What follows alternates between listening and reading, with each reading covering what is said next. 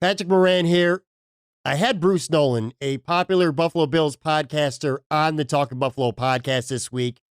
And we had a fun exercise where we took 44 NFL players still active at the end of the 2019 season, and we determined if they would end up in the NFL Hall of Fame if none of them ever played another down in the NFL. In other words, no future projections, no opportunity to build your resume. Of those 44 players, 5 were former Buffalo Bills.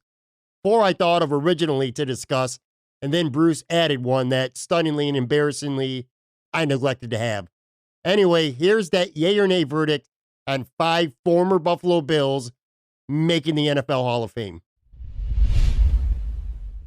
Longevity matters at certain positions. Quarterback is not one of them. I do think running back is one of them.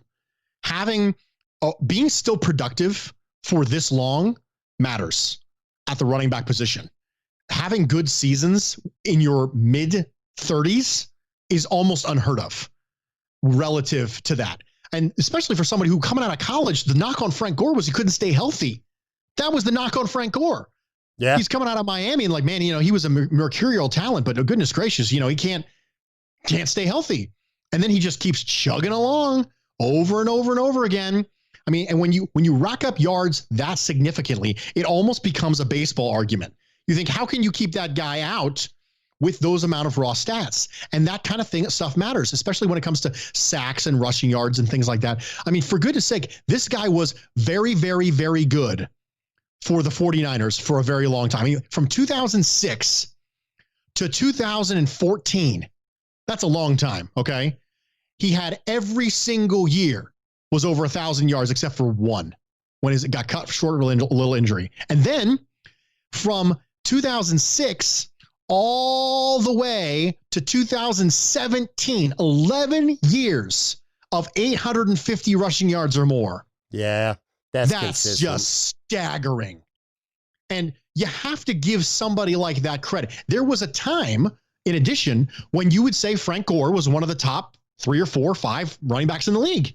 That was a thing. When he was with San Francisco, this is a guy who was a first-round fantasy football pick every single year because he was going to carry the rock. He was going to get the load. He was going to be productive. He was going to average between 4.5 and 5 yards a carry. He was going to score between 4 and 10 touchdowns a year rushing the ball, and he was going to get you that. You could say you're watched by Frank Gore. And at some positions, that matters. And running back is one of them. What he has done and what he has managed to do, given how much that running backs typically fall off so fast, is just staggering. So I think that Frank Gore is a Hall of Famer. Next guy, another former Bill, by the way, Stephon Gilmore, 8 years in the NFL. He's got 24 picks, 111 passes defended. It's unquestionably one of the game's elite corners right now. 2019, this past year, Defensive Player of the Year, a 3-time Pro Bowler, and a 2-time first-team All-Pro. So your boy, ex-Buffalo Bills, Stephon Gilmore. I say no right now. And one of the reasons I say no is because he wasn't the Stephon Gilmore that we know now in New England when he was with Buffalo. He was a good player with Buffalo, but he wasn't a dominant player with Buffalo. He was a good player. And I think that's a good thing because he was a first-round pick, and I think he lived up to his first-round billing. But he wasn't elite. When he left, the narrative wasn't the Bills were letting the best corner in the league go. That was not the narrative. Right. Then he went to the Patriots, and he's had a couple, really 2 specifically, really, really dominant seasons. He needs more than just that. He needs to be a spot where he has the Darrelle Revis cred, where he is the best corner in the league or one of the best corners in the league for a 5 or 6 year stretch. And that's not what he is right now. He's had a couple dominant years, but he needs more of them. LeSean McCoy, 11 years, 11,071 yards. He's had 6 1,000-yard seasons, 503 receptions, 6 Pro Bowls. He's 22nd all-time in rushing, 2 first-team All-Pros, and a member of the All-Decade team as well. I say no. I don't think he gets in. I think they need to see more from a running back to get him in. And I think they need to see more dominance to get him in. I mean, he had 1, 2, 3, 4, 5, 6 1,000-yard seasons, and he's been around for 11 years.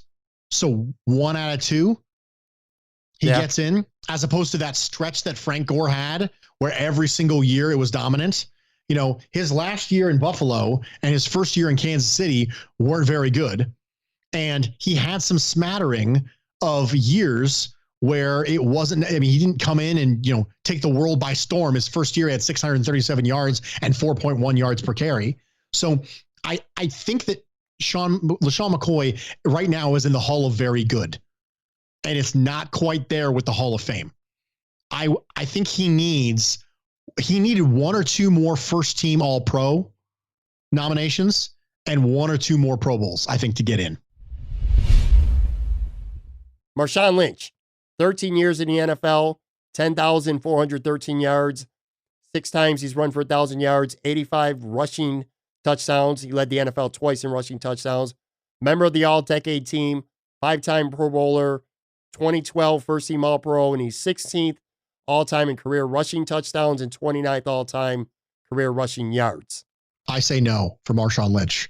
If I say that LeSean McCoy is going to have trouble with 11 years and 11,000 yards, then I don't know why 13 years and 10,413 yards would somehow get you in. You have less yards in more time.